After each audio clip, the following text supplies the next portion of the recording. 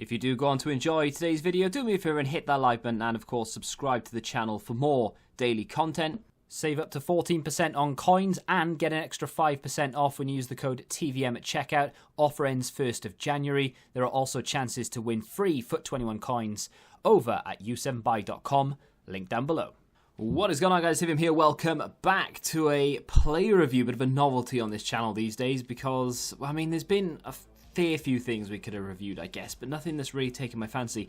I know you're thinking, what, Sol Campbell has taken your fancy? Well, no, but I've had the opportunity to use him in co-op, so I thought, why not just piece together all the gameplay and do a little review. Not a player that I went out specifically to review, though. We were just playing some friendlies and some rivals, and looking back over the footage, Sol Campbell had a very, very good time of it. And of course, for those who are doing icon packs and maybe packing the likes of Sol Campbell and thinking, no, don't want to use him over my current centre-back pairing or whatever, you may be pleasantly surprised with this. So, without any chem style whatsoever, he has 81 acceleration, 86 sprint speed. Reactions are 83. He is a fairly big fella, 6'2", high and stocky body type, which means that pace is going to feel a lot worse than it does, or than it should, because of that stocky body type, just the way that the game is coded. He has reasonable defensive stats. I'm not going to sit here and lie to you and say, oh, they're fantastic. With a chem style, they turn into really good defensive stats, but on the whole, you could probably find an 83 rated centre-back that costs, I don't know, 10k or whatever, that has similar stats defensively. Physically, he has 91 strength, 84 aggression. His stamina is, or seems low, I should say, at 73. It's not that big a deal. I mean, it is and it isn't. There's sort of double-edged sword to that. We'll talk about it toward the end of the video. 84 jumping. They're already 6'2", of course, so that should be good enough.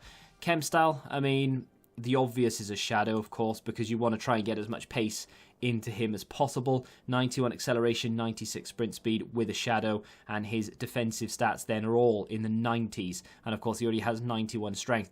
That's the team he's been playing in for, I mean, Sterling's a relatively new addition, but apart from that, that's the team that he's been playing in for quite a long time now, and the team that I was using him in. Adama next to him, so he can make up a little bit of the pace, and of course Kyle Walker the other side. It's a very pacey back line, apart from Campbell himself. I will say, though, in the friendly matches, Aaron Wan-Bissaka was playing instead of Kyle Walker. And the only reason for that was because, of course, we had the loan on the account, and it just made sense to give him a test to see if he was actually any good.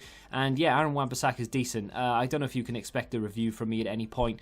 I did sort of put together all the clips that I had with him and Campbell, and there's absolutely nowhere near enough clips for a review. But if I play any more, I might piece them together and see if I can get more and tell you what I think about him. But Campbell's under the microscope today. He is a very capable defender. I'm not going to sit here and say that you should be going out and buying him, that he's better than Rafael Varane or Van Dijk or anything, because to put it quite simply, he isn't, right? But if you manage to pack him in the base icon SBC, which I'm sure a lot of people will, I'm not saying you will specifically, but there will be a lot of people out there who will get the England flag, be disappointed, see centre-back, hope for either Campbell or Rio Ferdinand, get Campbell and think, is he really worth me putting him into the team?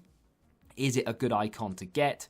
Should I be disappointed by that? You look at the coins that he costs on the market and you're thinking, well, he's around 500,000 to 600,000 coins. A lot of people judge whether their icon pack is good based on the value of the card, which is a completely wrong thing to do, because even if he was worth 9.8 million, you can't sell him anyway, so he is effectively the same card. It's not going to make a difference. Just because he's 9 million doesn't mean that he's any better than someone who's worth 10k, you know? It really doesn't make a difference of the value of the card.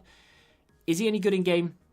Yes, I will say that I didn't really feel like anything was wrong. You know, like he's got that stocky body type, and without the shadow, and of course he's only got 56 agility and balance, he can feel maybe a little bit sluggish here or there, but whatever it is in this game, you know, with the catch-up and the defenders, he's never really caught that badly to the point where I'm thinking, oh dear, Look at that for a ball, by the way. Yeah, he's never really like caught to the point where I'm thinking, oh god, you know, I've been done here because my centre back isn't quick enough.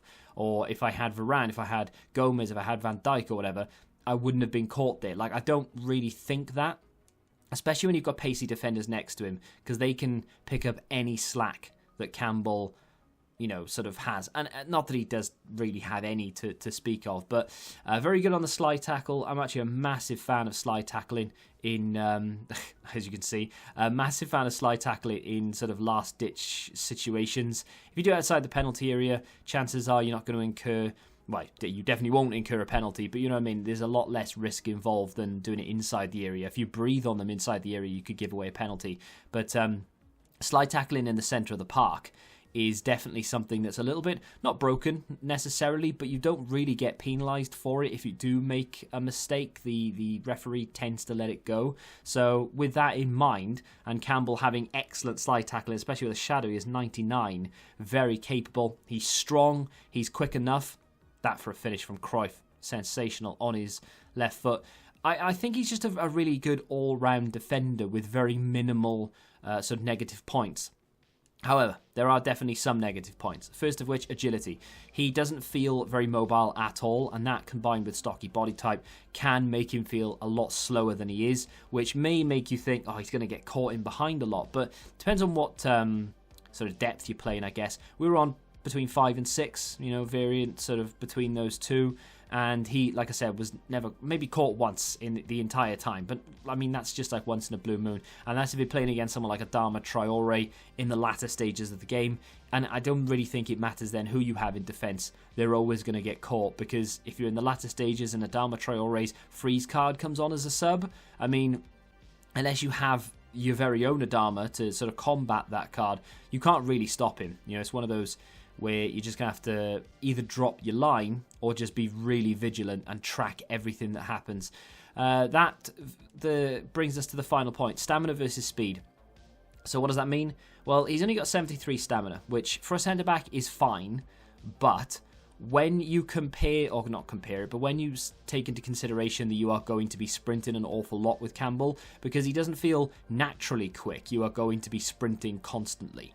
And that will wear down the stamina quite quickly, especially if you have a higher line. The higher line you play, the worse it's going to be toward the back end of the game. That's the only real sort of niggle in the back of my mind.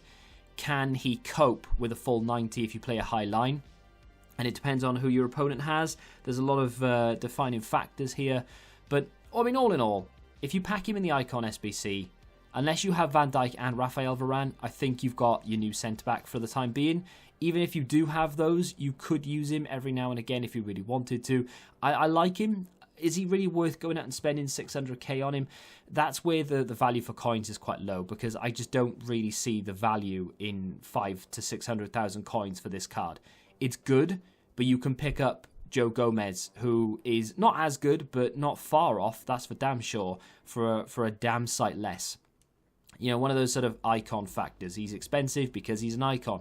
Still, a very good card if you do pack him. Don't be disappointed. If you have enjoyed this player review, hit the like button. Subscribe to the channel if you're new. And until the next time, goodbye. Join the Betting Rebellion and find out what your football knowledge is really worth.